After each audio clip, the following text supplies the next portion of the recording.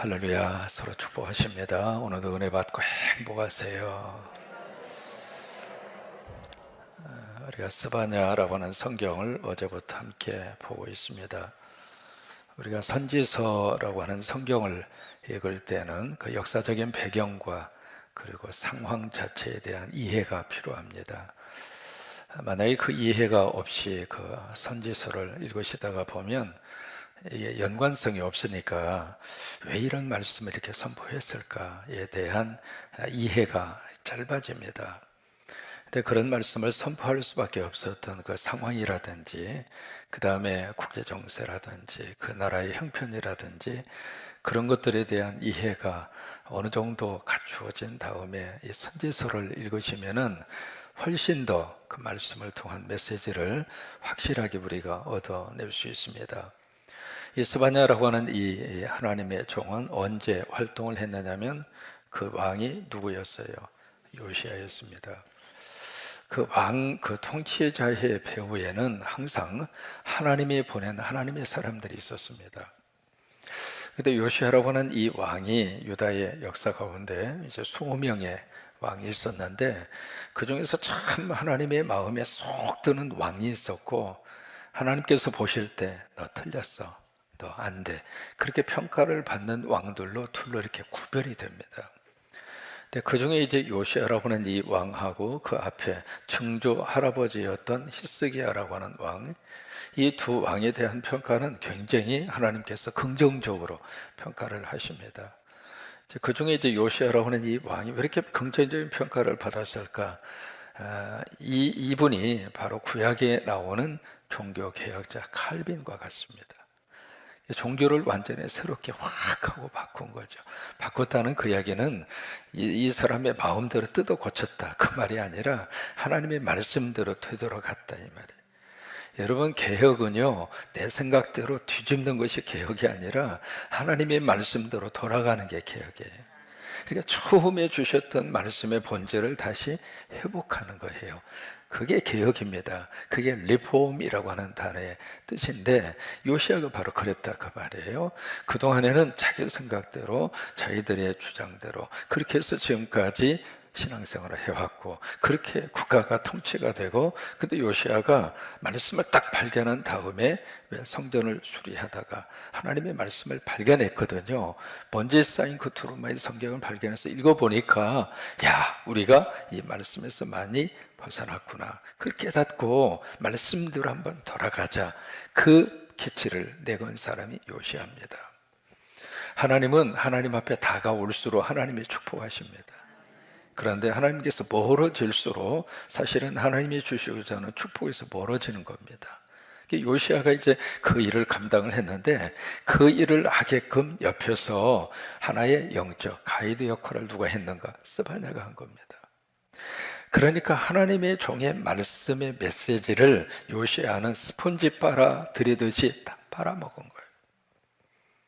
지금 우리 안에 하나님께서 말씀을 주실 때에 그 설교의 말씀이 내 속에 들려지는 게 축복입니다.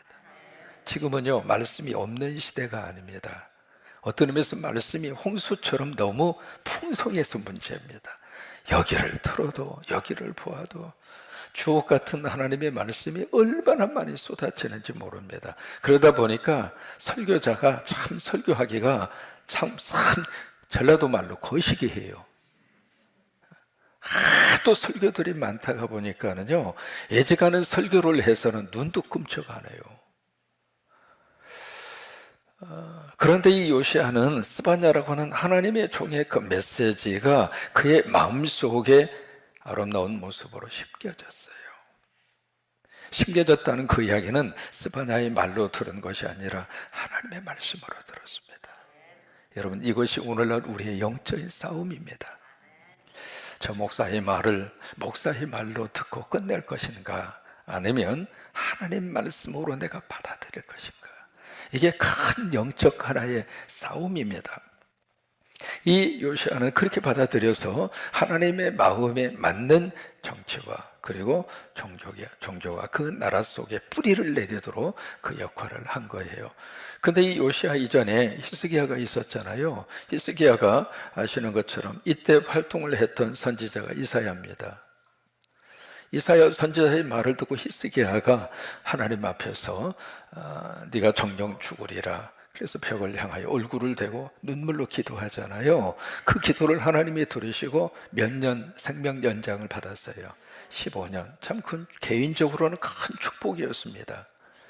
그 15년 생명 연장을 받으면서 누뚱이를 낳습니다. 그 누뚱이 낳은 아들이 그 유명한 누구였냐면 므낫세였습니다. 므낫세. 그래서 므낫세가 히스기야가 이제 15년 연장을 받고 죽잖아요. 그래서 그의 아들 므낫세가 12살 때 왕이 됩니다. 그러니까 15년 생명 연장을 받는 그 사이에 누뚱이를 낳은 거예요. 낳아서 그 아들이 대를 이어서 왕이 된 것까지는 참 감사했는데, 이 므낫세라고 하는 이 왕이 그 아버지의 그 모든 정책을 뒤집어 엎습니다. 아버지가 훌륭하다고 아들도 훌륭한가? 그건 아니에요. 아버지가 조금 좀 약하다고 아들도 약한가? 그런 것도 아닙니다. 그 너무 좋은 히스기야라고 하는 아버지의 그 유업을 이어받은 그 아들이 어느 정도 못되게 그가 했는가? 성경에서는요, 그 어떤 왕보다도 므낫세에 대해서 가장 악한 왕 중에 악한 왕이라고. 왜 그런 평가를 했을까? 이게요, 히스기야 시대보다도 히스기야 터널을 파잖아요. 상당히 많은 업적을 남긴 왕인데, 히스기야 시대보다도 므낫세 시대에 훨씬 더 경제적으로 잘 살았습니다. 이게 국제 외교를 참 잘했어요. 그때 아수르하고 애굽하고 서로 으르렁대고 있었거든요. 그 중간에서 이 므낫세가 탁월한 외교를 펼칩니다. 그래서 중간에 갈등을 이용을 해서 아수르로 올리브를 수출해서 팔고, 애굽은 애굽대로 갖다가 팔고. 그래서 사람이 참 묘해요. 양쪽에서 싸우면은요, 중간에서 돈 버는 사람이 있습니다. 그게 세상의 이치예요. 한국에 전쟁 나니까 일본이 일어났잖아요. 팔아먹어가지고. 그런 것처럼 이 므낫세는 그 국제 외교 정책을 잘 펼쳐서 나라를 안정적으로 잘 꾸려갖고, 또 하나 무역이 발생이 되면서 그 다음에 경제가 활성화된 거예요. 경제가 활성화되니까 지역 경제가 살아나게 됐죠. 그러니까 물질적으로는 아버지 시대보다도 아들이 통치할 때 훨씬 잘 먹고 잘 살았어요. 그러면 하나님은 왜 므낫세를 그렇게 평가를 할까? 하나님이 보시는 관점은 경제가 아닙니다. 뭘 보느냐면 바로 믿음입니다. 여호와의 신앙이 어느 정도 있느냐, 그게 평가의 기준이에요. 그 종교적인 측면에서 이 므낫세가 완전히 종교를 땅에 추락을 시켜요. 아버지가 했던 신앙의 그 모든 기반과 신앙의 모든 기본적인 것을 다 깡그리 다 없애버리고 그 자리에 우상을 갖다 섬기고, 결정적인 순간은요, 므낫세가 하나님의 성전에다가 갖다 놓아서는 안 되는 우상을 갖다 세운 거예요. 말 그대로 영적인 레드라인을 벗어난 거예요. 그게 므낫세입니다. 근데 이게 빨리 죽었으면 좋은데 빨리 죽지도 않았습니다. 55년 동안 통치했습니다. 유다 왕 중에서 가장 오랫동안 통치한 사람이 므낫세예요. 우리가 북쪽의 김 누구누구 위해서 막 기도했거든요. 혹이 터져서 죽게 하여 주시옵소서. 세게 기도하고 그 다음날 보면 혹이 안 터져. 이 므낫세가 55년 동안 통치를 한 거예요. 그러니 그 나라가 어느 정도 우상에 쪄들어 있었는가.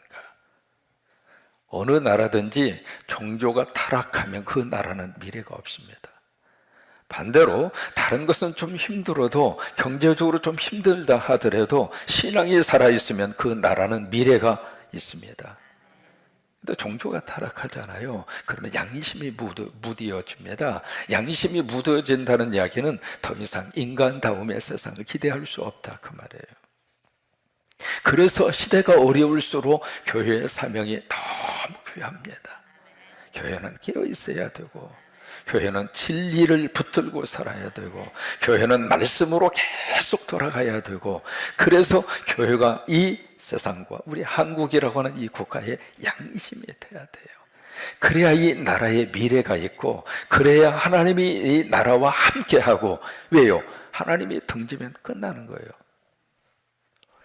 그때 선지자 역할을 했던 사람이 아버지 대를 이어서 이사야입니다. 그러니까 이사야가 말씀을 계속 가서 므낫세에게 전해주는데, 므낫세가 이사야를 어떻게 죽였는 줄 알아요?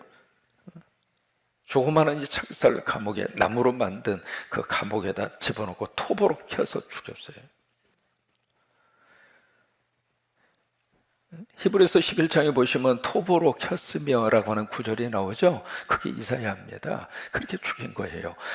여러분, 하나님의 말씀이 들리지 않으면 증거자들을 죽이고 싶은 거예요. 그 다음에 이사야만 활동한 것이 아니라 그 다음에 미가야라고 하는 이 선지자가 므낫세 시절에 활동을 합니다. 미가야 이 선지자의 말씀도 듣지를 않습니다. 그러니까 시대마다 하나님의 말씀이 없어서 죽는 것이 아니라 그 말씀이 안 들려서 죽는 거예요. 그러니까 하나님의 말씀이 하나님의 말씀으로 들려와야 축복이에요. 우리의 믿음 생활은 그렇게 이어갈 수 있게 되기를 축복합니다. 내 마음에 안 듣는 설교가 들릴 수도 있잖아요. 어떻게 내 마음에 쏙 드는 설교만 들립니까? 그럴지라도 그 말씀이 내가 꼭 들어야 할 말씀으로 하나님이 나에게 선포됐을 때 그 말씀을 아멘 받을 수 있는 영적 토양, 그게 우리에게 꼭 필요하다고 하는 거예요. 요시야는 스바냐의 설교를 들을 수 있는 영적 토양을 갖추고 있었어요. 그래서 우리 어제부터 우리 살펴봤잖아요. 첫 번 딱 시작하자마자 진멸하리라. 내가 이 땅의 모든 것을 진멸하리라. 그 진멸의 대상이 누구인가? 우상 숭배하는 자들, 우상들, 내가 그들을 진멸하리라. 오늘은 두 가지의 말씀을 하고 있거든요. 뭐냐면 우상 숭배에 앞장섰던 자들을 내가 진멸하리라. 근데 가장 거기에 앞장섰던 사람들이 누구 있는가? 여기에 8절에 보시면 방백들이 나오고 왕자들이 나오고 그 다음에 이방인이 옷을 입은 사람들이 나오고, 이 사람들이 누구냐면 방백들은 바로 통치자들이잖아요. 그 지역의 지도층들이잖아요. 왕자는 말할 것도 없고요. 이방인이 옷을 입었다는 이야기는 상류층입니다. 다른 데서 수입한 것을 입을 정도로 상류층을 말하고 있거든요. 그런데 이 사람 모두가 다 지금 우상에 다 젖들어 있는 거예요. 누구 때문에? 므낫세의 영향을, 그의 아들 아몬이 왕이 됐지만 2년 만에 살해당했잖아요. 그러니까 그 할아버지의 그 영향이 손주가 통치하는 그 시절까지 그대로 이어지고 있는 거예요. 그래서 지도층 전체가 다 완전히 우상. 그 당시에 우상이라고 하는 것은 우리가 생각하는 개념하고 다릅니다. 그 당시에 우상은 철저하게 성적 관계 속에 설정이 되어 있습니다. 우상을 섬긴다는 이야기는 음행을 한다 그 말이에요. 나라 전체가 집단적으로 종교라고 하는 이름으로 완전히 음행을 자행하는 것이 우상의 그 배후에 나타난 문화의 현상입니다. 그들을 내가 멸절하리라 그렇게 말씀하잖아요. 그 다음에 그 우상 숭배하는 장소를 내가 멸절하리라. 여기 막데스라고 하는 동네가 나옵니다. 그 막데스가 예루살렘 그 주간에 있는 그 지역인데 상업도시입니다. 활발하게 상업이 이루어지는 장소거든요. 그래서 은이 나오고 그 다음에 재물이 나오고, 그래서 그런 단어들이 나오는 겁니다. 막 상업이 활성화되어져 있는 그런 장소인데, 상업이 활성화되어져 있는 그 장소에서 바로 우상이 또 함께 활성화된 거예요. 예, 그들을 내가 어떻게 하는가? 진멸하리라. 여러분, 이 메시지가 스바냐를 통해서 외쳐지잖아요. 외쳐지는 이 메시지를 누가 듣는가? 요시야가 듣는 거예요. 요시야가 듣고 나서 그 메시지에 믿음의 반응을 보입니다. 아, 우상숭배, 이 나라가 거들나겠구나. 우상숭배, 아, 이거 큰일 나겠구나. 할아버지를 보아도 그렇구나. 아버지를 보아도 그렇구나. 이 위에 히스기야 그 다음에 누가 통치했느냐면 아하스가 통치합니다. 이 아하스라고 하는 히스기야의 아버지도 보통 악한 왕이 아닙니다. 그러니까 악한 아버지 밑에 너무 선하고 좋은 왕이, 아들이 나라를 통치하다가 이 아버지 그 뒤를 이어서 이 아들, 그 다음에 손주 때는 엉망진창으로 그렇게 통치를 하다가 그 다음에 이게 요시야 시대에 와서는 너무 위대하고 좋은 하나님의 사람이 통치. 이게 참 역사라고 하는 게 참 묘합니다. 어디에서 이런 차이를 가져오게 되는가? 하나님의 세우신 종의 말씀으로 하나님의 음성으로 들은 왕들은 역사 속에서 너무 좋은 왕으로 그렇게 자신도 그리고 백성도 나라도 살려내는 살림꾼이 된 겁니다. 그런데 하나님의 종의 말씀을 무시하고 그리고 엉뚱한 대로 흘러간 그 왕들은 본인도 그리고 그의 통치를 받았던 나라도 백성도 호달프기 짝이 없었다 이 말이에요. 그래서 이 스바냐의 메시지가 이 요시아에게 그대로 이렇게 들어가서 그래서 요시아가 내가 믿음으로 살아야지. 여러분 당연하게 하고 있는 말이지만은 내가 믿음으로 살아야지. 그리고 결단하고 그 믿음대로 나가는 것은 쉬운 일이 아닙니다. 요시아가 그랬어요. 여기 참 기가 막힌 고백이 여기 선포가 나옵니다. 12절입니다. 함께 읽습니다. 그때에 내가 예루살렘에서 찌꺼기같이 가라앉아서 마음속에 스스로 이르기를 여호와께서는 복도 내리지 아니하시며 화도 내리지 아니하시리라 하는 자들 등불로 두루 찾아 벌하리라. 여기 어떤 사람들이냐면 찌꺼기같이 가라앉아서 안 보인다 그 말이죠.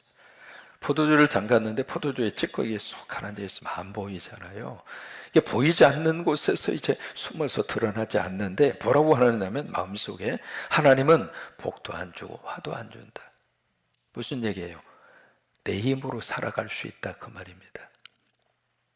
내 능력으로 얼마든지 살아갈 수 있다고 하는 스스로의 생각 속에 사로잡힌 사람들이거든요. 근데 그런 사람들을 어떻게 하는가? 밤이 되어도 등불로 내가 두루 찾아다니면서 다 찾아서 내가 그들을 진멸할 거야.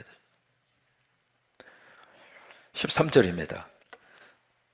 그들의 재물이 노략되며 함께 있습니다. 그들의 재물이 노략되며 그들의 집이 황폐할 것이다. 그들이 집을 건축하나 거기서 살지 못하며 포도원을 가꾸나 그 포도주를 마시지 못하리라. 그들이 누구냐면 앞에서 12절에서 언급을 했던 찌꺼기 같은 그런 사람들입니다.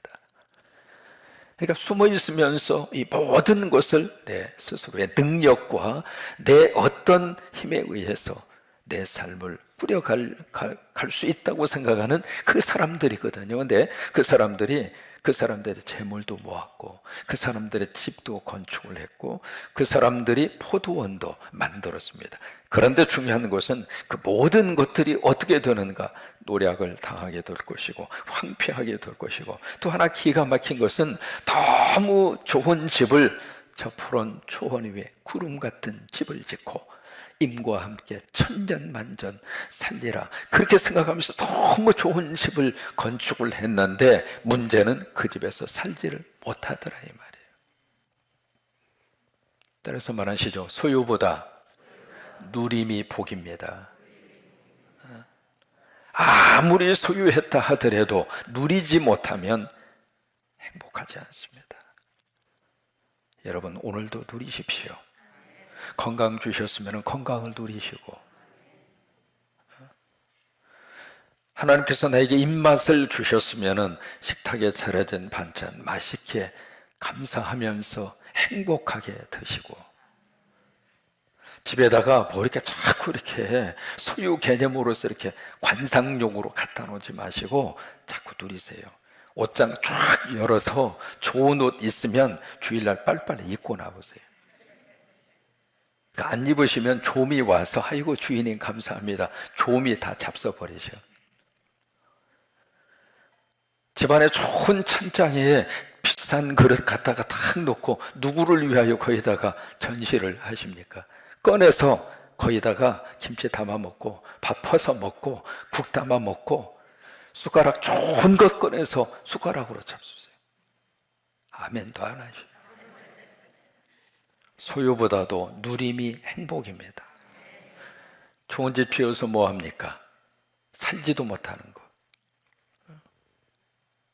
그렇잖아요. 그 마음 아픈 그런 모습이거든요. 그런 모습이에요. 오늘 여기 정리합니다. 이 요시아가 어떻게 요시아가 될 수가 있었을까? 스바냐 때문에. 그렇습니다. 우리 영적 삶에 있어서 예배하고 우리가 하나님의 말씀을 들을 때마다 설교자는 하나님의 말씀으로 선포할 책임이 있습니다. 열심히 연구하고 열심히 기도하고 열심히 말씀 속에 푹 젖어서 말씀이 말씀으로 드러내게 할 책임이 설교자에게 있다면, 설교를 통해서 영적으로 양식을 먹고 사는 여러분들은 하나님의 말씀으로 들으실 수 있는 영적 토양이 있으시기를 바라고, 그렇게 하셔서 그 말씀 먹을 때마다 하나님의 영혼을 풍성하게 하시고 더 믿음으로 아름답게 하루하루를 누리면서 사실 수 있기를 주의 이름으로 축원합니다.